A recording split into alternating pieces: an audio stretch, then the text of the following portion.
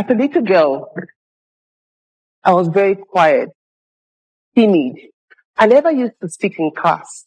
Even when I knew what to say, I would never raise up my hands to speak. Nobody actually knew my name. My name was very difficult to pronounce, so nobody could pronounce my name in class. On this particular day, at the age of 9, I remember being in my living room with my family, and we were talking. We were having a very swell time, having a family discussion. Then I said so many things. I was so excited, sharing everything I wanted to share. Then all of a sudden, my mother stopped me. Ikalo, why are you speaking as if you have hot potatoes in your mouth? Can you hear her? Nobody heard me. I was shocked. Those words devastated me. I couldn't believe that every single thing I had said with so much passion, they couldn't hear me. They didn't hear me. They couldn't make sense of what I had said. Apparently, I spoke too fast. I used to stammer, and nobody heard me. From that very day, I stopped speaking. On the other hand, I had a sister who was very, very confident, very bold. She had so many friends, friends in school, friends in the neighborhood. I just admired her. I loved her. I loved her energy. I didn't know how to speak like her, and I really wanted to. On this particular day, I noticed that she was adorning her face, carving her eyebrow, and I looked at her. Then when she went out, I went to her wardrobe and tried to do the same. Unfortunately, I removed all the hair on my eyebrow. I looked so awkward. I was scared. I didn't want her to notice. When she came back, she noticed and she was very upset. She said, Ikalo, never you go into my wardrobe again to touch my things without my permission.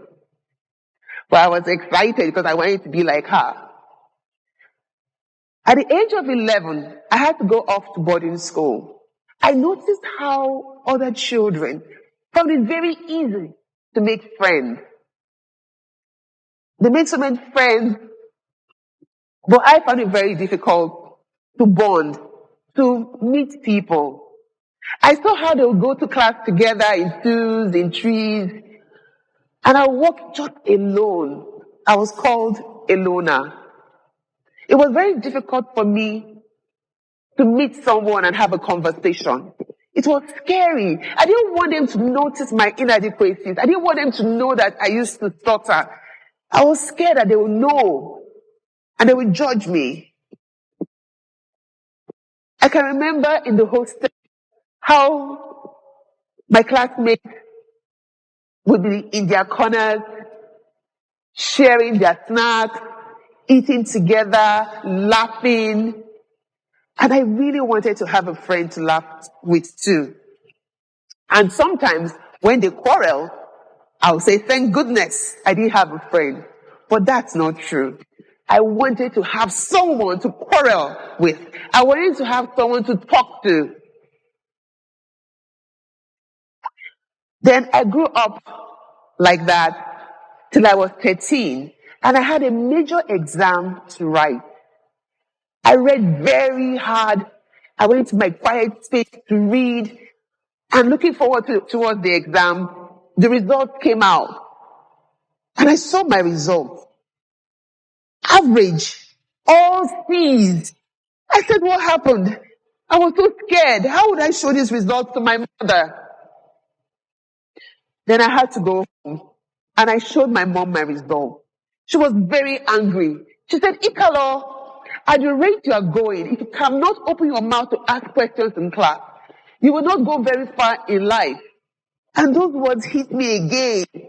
Because I knew that that was a challenge. I knew that I could not ask questions in class. I knew I needed help. But I never got the opportunity to ask anyone to help me. And that was my life. It became a pattern of fear. Then I managed to get a job. I got a job in the bank. And I remember a time when it was time for me to lead a team, I looked at my team members and I whispered, I don't want to lead a team. And I was shocked. The whole bank heard that I said I did not want to be a team leader. But that was not true. I was scared of the responsibility of being a leader, of having to face the bank at the end of the month to defend our figures. I was scared of the instant expectation, increased expectation that leadership role would have me perform. I was so scared of public speaking, standing up to defend my figures every single month.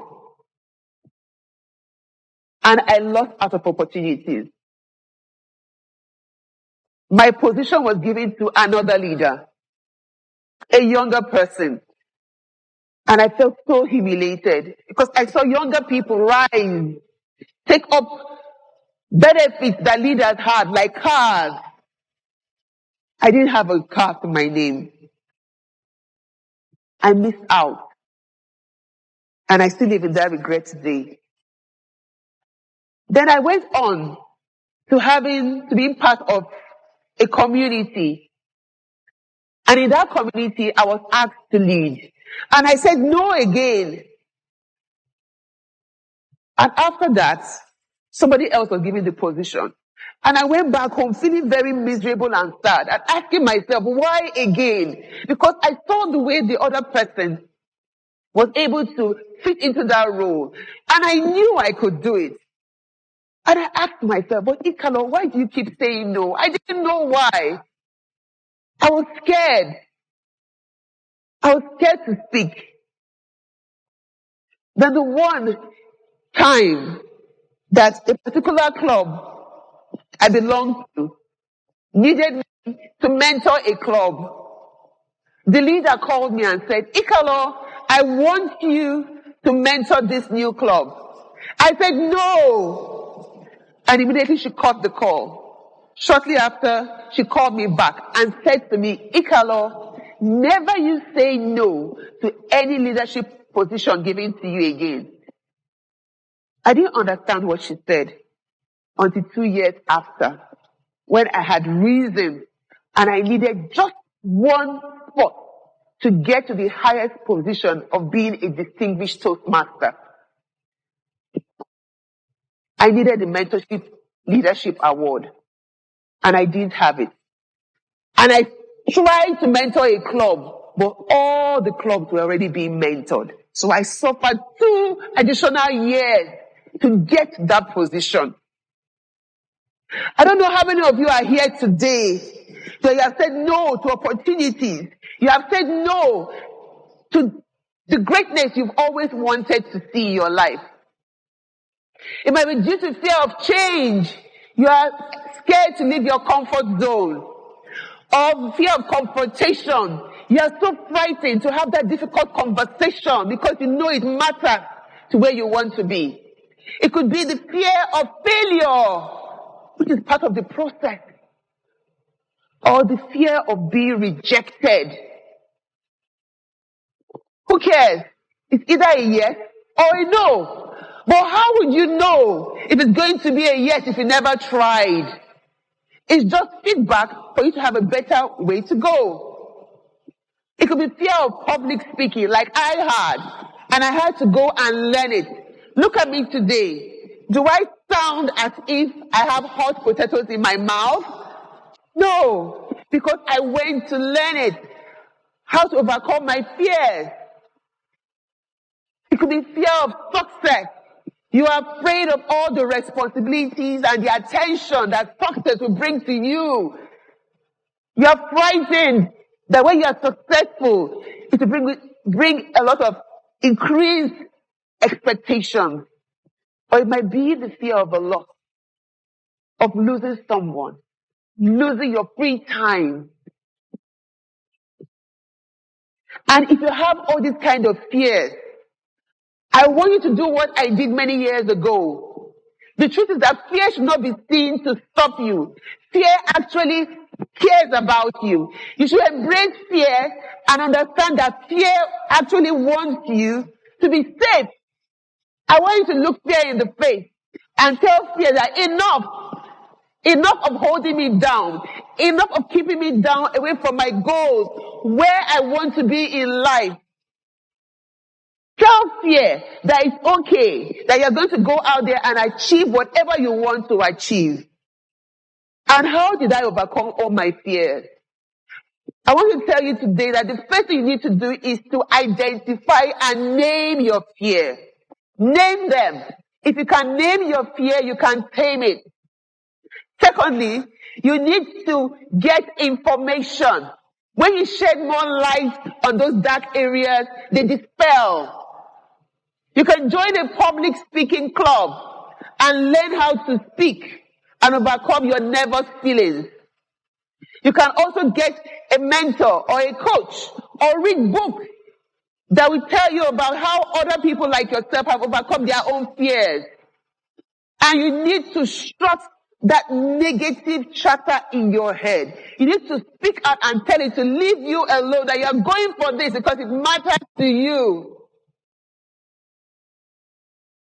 There's a popular saying that goes like this: it is better to go through life and look back and say, wow, I can't believe I did this, than to go through life and look back and regret that you didn't do it. Thank you.